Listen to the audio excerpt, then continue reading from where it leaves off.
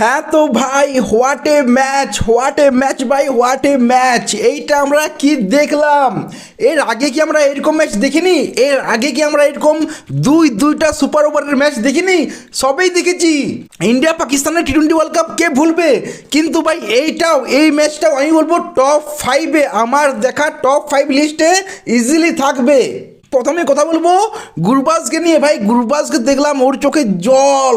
কি ইনিংসটা না তোমার গুরবাজ খেললো। প্রথমে যখন সাউথ আফ্রিকা 188 রানের টার্গেট দেয়, যেটা মনে হচ্ছিল তোমার 200 রান। কারণ ভাই সাউথ আফ্রিকা 188 মানে ওর ফিল্ডিং যা করে, ওর ফিল্ডিং এটা তোমরা 200 ধরতে পারো, যেটা তোমার সাউথ আফ্রিকা করলো, দারুণ ফিল্ডিং করেছে। তো ভাই সেই সময় গুরবাজ একাই লড়ে গিয়েছে, ওয়ান সাইড একাই ফাইট করে গিয়েছে। 42 বলে 84 রানের একটা দারুণ ইনিংস খেলে। তারপরে যখন দ্বিতীয় সুপার ওভার আসে, নাবি যখন আউট হয়ে যায়, 4 বলে 24 রান চাই ভাই, 4 বলে 24। এবং গুরবাজ আসে ব্যাট করতে 3 বলে 3টে 6, ওটাও কেশব মহারাজকে। তারপরে তোমার কেশব মহারাজ ওয়াইড দেয়, চাই কেবল 5 রান। যদি একটা 4ও হয়ে যায় ভাই, ওটা ম্যাচ আবার আমরা সুপার ওভার দেখতে পেতাম। যদি 4 হয়ে যেত ভাই, বলটা কাট মারলো, যদি একটু ভাই 3 ফুট 2 ফুট একটু ওপরে বা মানে সাইডে ডায়ে বাঁয়ে উপরে নিচে কোনো দিকে যদি 2 ফুট এক্সট্রা মানে চলে যেত কোনো সাইডে, আবার আমরা একটা সুপার ওভার দেখতে পেতাম। আমি বুঝলাম না এখানে তোমার নাবিকে কেন নামানো হলো। নাবিকে তো নামানোর কোনো প্রশ্নই ছিল না। এখানে গুরবাজ এবং তোমার রাশিদ খান, আমার তো মনে হয় গুরবাজ এবং রাশিদ খানকে নামানো উচিত ছিল। আর আমি জানি না ভাই রাশিদ খান এটা কি কেমন ক্যাপ্টেন্সি করছে। সুপার ওভারে তুমি বল করতে আসছো না, ওমর জাই বল করছে, ফাজলুল ফারুকি বল করছে, কিন্তু তুমি বল করছো না। তুমি ওই টিমের সেরা বোলার, ওয়ার্ল্ডের বেস্ট স্পিনার, তুমি সুপার ওভারে বল করতে আসছো না। ওদের কেশব মহারাজ বল করছে, কিন্তু তুমি এদিক থেকে বল করতে পারছো না। এটা দেখে আমি সারপ্রাইজ হলাম ভাই, অবাক হলাম সিরিয়াসলি। আর কেবল বোলিং না ভাই, ব্যাটিংটাও তো আমার মনে হয় যদি আফগানিস্তান টিমের বেস্ট হিটার আছে সেটা তোমার গুরবাজ এবং তোমার রাশিদ খান, এই দুটো আমার মনে হয় যে বেস্ট হিটার আছে। এরপর তোমার ওমর জাই, নাবি এরা আসবে। তো আমি সারপ্রাইজ হলাম যে তোমার রাশিদ খান সুপার ওভারে একবারও ব্যাট করতে এলো না। আর ওর থেকেও বেশি সারপ্রাইজ, ও তো ভাই বেস্ট বোলার, ও কেন সুপার ওভারে বল করতে এলো না। দেখো যখন তোমার সাউথ আফ্রিকা ব্যাট করতে আসে, রিকেলটন এবং ডিকক দারুণ ব্যাট করে, ও তোমার সাউথ আফ্রিকা 187 রানের টার্গেটটা দেয়, মানে 188 রান তুমি ধরো, যেটা আমি অলরেডি আগে বললাম, যেটা তোমার সাউথ আফ্রিকার 188 মানে তুমি এটা 200 ধরতে পারো। কারণ তোমার দেখো হনেস্টলি আফগানিস্তানও সেরকম ফিল্ডিং করতে পারেনি, যেটা একটা ফিল্ডিং করা উচিত। আমি বলবো না খারাপ করেছি, কিন্তু আমি ভালোও বলবো না। আমি অ্যাটলিস্ট এর থেকে ভালো একটা ফিল্ডিংয়ের আশা করেছিলাম আফগানিস্তানের টিম সাইড থেকে, যেটা তোমার সাউথ আফ্রিকা করে দেখালো। আমি তাই বললাম, সাউথ আফ্রিকা যখন 187 রান করলো, 188 রান টার্গেট দিল, তখন আমার মনে হয়েছিল না ভাই এটা কেবল 188 রান না, এটা তুমি ধরে নাও 195 থেকে 200 রান। আর যেটা আমরা তোমার সাউথ আফ্রিকার ফিল্ডিংয়ে দেখতেও পেলাম ভাই, দারুণ ফিল্ডিং করেছে সাউথ আফ্রিকার টিম। সো যাই হোক ভাই, যখন তোমার আফগানিস্তান ওই 188 রানের টার্গেটটা চেস করতে নামে, দারুণ শুরু করে ভাই আফগানিস্তান। 4 ওভারে 50 রান, 4 ওভারে 50 রান, দারুণ শুরুটা করে। কিন্তু তারপরে আছে তোমার লুঙ্গি এনগিডি ভাই, সোলোয়ার দিয়ে প্রথমে আউট করলো, যে ওপেনারটা কী নাম ছিল ভাই, ইব্রাহিম জারদান, ওকে আউট করলো। দেন তোমার আগের ম্যাচে যে তোমার স্টার ছিল গুলাবুদ্দিন নাইব, তাকেও সে আউট করে দিল। আর ওই আউটটা ভাই, ক্যাচটা দুর্দান্ত ক্যাচ, নিজেই বল করে নিজেই ড্রাইভ দিয়ে ক্যাচ রাইট সাইডে ভাই, ওটা একটা দুর্দান্ত ক্যাচ ছিল। প্লাস তোমার স্লোয়ার বলে যে বলে আউট করলো তোমার ইব্রাহিম জারদানকে, সেটাও একটা খুবই দারুণ বল ছিল। তারপরে তোমার রাবাডাও আতলকে আউট করে দেয় ভাই, লেগ সাইডে বলটা ছিল কি মানে ওটা 4-এর বল ছিল, একটু 19-20 হয়ে যেত, ওটা 4-ই ছিল। কিন্তু যাই হোক ভাই, 3 উইকেট পরপর হারিয়ে ফেলে আফগানিস্তান। তারপর তোমার দারুইশ রাসুল ও রান আউট হয়ে যায়। কিন্তু ও সাইড থেকে ভাই গুরবাজ একাই যেন ফাইট করছিল, পুরো টিমে কেউ করতে পারেনি, একাই ফাইট করছিল। কিন্তু গুরবাজ যখন আউট হয়, মনে হয় আর আফগানিস্তান জিততে পারবে না। সেই টাইমে আসে রাশিদ খানের একটা কেমিও, দারুণ একটা কেমিও, 12 বলে 20 রান করে। এবং তার আগেও তোমার মেরেছিল, কি বলে ওমর জাই, ও মেরেছিল। মনে হচ্ছিল ম্যাচটা জিতছি, কখনো মনে হচ্ছে ম্যাচটা হারছি, মানে এরকমই একটা এসে গিয়েছিল পজিশন। কখনো মনে হচ্ছিল আফগানিস্তান জিতছে, কখনো মনে হচ্ছিল আফগানিস্তান হারছে।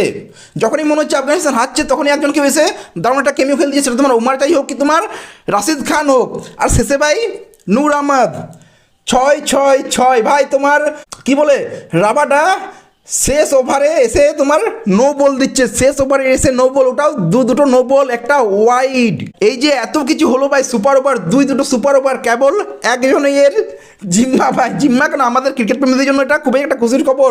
আর সেই কারণটা কি, তোমার রাবাডা যে তোমার সুপার ওভারে দুটো নো বল ফ্রি হিট এবং তোমার একটা ওয়াইড দিয়ে বসলো। আর নূর আহমদ সেটা কাজেও লাগায়, সে তোমার 9 বলে 15 রান করে, দুটো 6 মেরেছিল আই থিঙ্ক।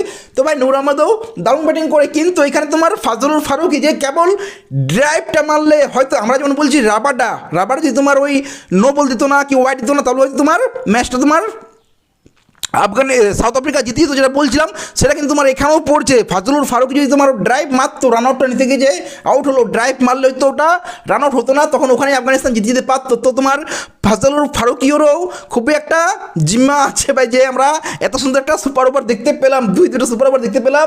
সেটা তোমার রাবাডাকেও বলতে পারো, রাবাডাও একটা রিজেন এবং তোমার ফাজলুল ফারুকিও একটা রিজেন। আমার মনে হয় ওখানে তোমার ওকে ড্রাইভ মারা উচিত ছিল, যেটা একটা বেসিক নলেজ, এটা থাকা উচিত ছিল তোমার, কারণ তুমি আইপিএল থেকে সব জায়গায় তুমি খেলছো, এই এক্সপিরিয়েন্স তোমার আছে, তো তোমার এইটুকু নলেজ থাকা উচিত ভাই যে একটা ড্রাইভ মারবো, যখন তোমার 1 রান করলে তুমি ম্যাচটাই পুরোপুরি জিতে যাবে, সেই সময়ের কথা বলছি আমি। যাই হোক, প্রথম সুপার ওভার হয় যেখানে তোমার 17 রান টার্গেট দেয় তোমার, আই থিঙ্ক 18 রান টার্গেট দেয় তোমার সাউথ আফ্রিকাকে, যেখানে তোমার ওমার জাই একাই মেরেছিল প্রথমে, আই থিঙ্ক ফুলটস বলে কাট সেট মেরেছিল, তারপর রাবাডা ভাই কি ড্রাইভটা মেরেছিল ক্যাচটা নেবার জন্য, দারুণ একটা চেষ্টা করেছিল, কিন্তু ওটা তোমার 4 হয়। তো ওমার জাই ওখানে তোমার 17 রান মারে, এক ওভারে 17 রান, যেটা আমার মনে হয় খুবই একটা ভালো রান ছিল, জেতার জন্য খুবই একটা ভালো রান ছিল। আমি আশা করেছিলাম এবার তোমার রাশিদ খান বল করতে আসবে, কিন্তু এলো না। বল করতে এলো তোমার ফারুকি, দারুণ একটা প্রথম বলটা খুবই সুন্দর বল করেছিল, কিন্তু সেখানে বলে তোমার বেবি এবিডি 6 মেরে দেয়, তারপর তোমার আউটও হয়ে যায়। তারপর তোমার 3 বলে 11 রান দরকার আছে, নামলো ব্যাট করতে স্টাবস, প্রথম বলে 4, তারপর ডট, শেষ বলে 7 রান দরকার, 1 বলে 7 রান, স্টাবস সোজা একটা 6 মেরে দিল, ম্যাচ আবার ড্র, সুপার ওভার আবার। পরের সুপার ওভারে সাউথ আফ্রিকা ব্যাট করতে আসে ডেভিড মিলার এবং তোমার স্টাবস, যেখানে তোমার স্টাবস প্রথমেই 6 রান মারে, 1 রান মারে, দেন তোমার মিলার দেখাই ওর নিজের খেলা, কেন ওকে বলা হয় কিলার মিলার ভাই, পরপর 6 মারতে থাকে। একটা তো রিভিউ নিয়েছিল যে নো বল হয়েছে কি না। 22 রানের টার্গেট দেয় সাউথ আফ্রিকা সুপার ওভার, যেটা সবচেয়ে বড়, এটা যদি তোমার আফগানিস্তান চেজ করে দিত, সবচেয়ে বড় চেজ হতো সুপার ওভারে এই রানটা। তো তোমার ব্যাট করতে আসে ওমার জাই এবং নাবি স্ট্রাইক নেয়, কিন্তু ভাই প্রথম বলটা ডট, তারপরে বলে আউট হয়ে যায়। তারপরে ব্যাট করতে আসে গুরবাজ, 4 বলে 24 রান চাই, 3 বলে 3টে 6 পরপর, তারপরে আবার ওয়াইড, শেষ বলে কাট মারতে গিয়ে ক্যাচ দিয়ে বসে, ওটা একটু এদিক ওদিক হলেই সে আবার 4 হয়ে যেত এবং তোমার আরেকবার সুপার ওভার দেখতাম। কিন্তু ভাই যাই হোক, আমরা একটা দারুণ ম্যাচ দেখলাম, প্রথম বল থেকে শেষ পর্যন্ত দারুণ একটা উপভোগ করলাম এই ম্যাচটা। ক্রিকেট প্রেমীদের জন্য এটা সারা জীবন মনে থাকবে, এরকম একটা match, one of the best match, at least আমি তো আমার লাইফে বলবো one of the best match, top 5-এর মধ্যে আমি রাখবো। আমি জানি এর আগেও দুটো সুপার ওভার হয়েছে, কি এর আগেও তোমার ইন্ডিয়া পাকিস্তানের ওয়ার্ল্ড কাপ বলো, ফাইনাল বলো, তো অনেক ম্যাচই আছে ধরতে পারো, কিন্তু এটা আমার টপ 5, ইভেন তোমার আমি টপ 3-তেও রাখতে পারি, আমি কোনো ডাউট নেই। আমি বলতেও পারি এটা আমার লাইফের দেখা টপ 3 ম্যাচ। এবং তোমার লুঙ্গি এনগিরি, ওকে যখন জিজ্ঞেস করা হয় ম্যান অফ দ্য ম্যাচ পেলো, ওকে যখন জিজ্ঞেস করা হয়, ও নিজে বললো আমার কেরিয়ারে এত স্ট্রেস আমি পাইনি কোনো ম্যাচেই আমার লাইফে, মানে বুঝতে পারছো লুঙ্গি এনগিরি ও বলছে আমার পুরো লাইফে, পুরো মানে কেরিয়ারে ও এরকম স্ট্রেস একটাও পায়নি, এরকম ম্যাচ পায়নি। সো বুঝতেই পারছো ভাই কতটা ভালো, কতটা ইন্টারেস্টিং, কতটা দারুণ একটা ম্যাচ ছিল এটা ক্রিকেট প্রেমীদের জন্য ভাই। ওই লটারির মতো ভাই, 1 কোটি লটারি পেয়ে যায় না, সেটা হচ্ছে ভাই ক্রিকেট প্রেমীদের জন্য দারুণ একটা ম্যাচ। এই নিয়ে তোমরা কি বলবো কমেন্ট জানাও, ভিডিও ভালো লাগলে লাইক শেয়ার সাবস্ক্রাইব করে দিও, দেখা হচ্ছে পরে, টেক কেয়ার, সি ইউ।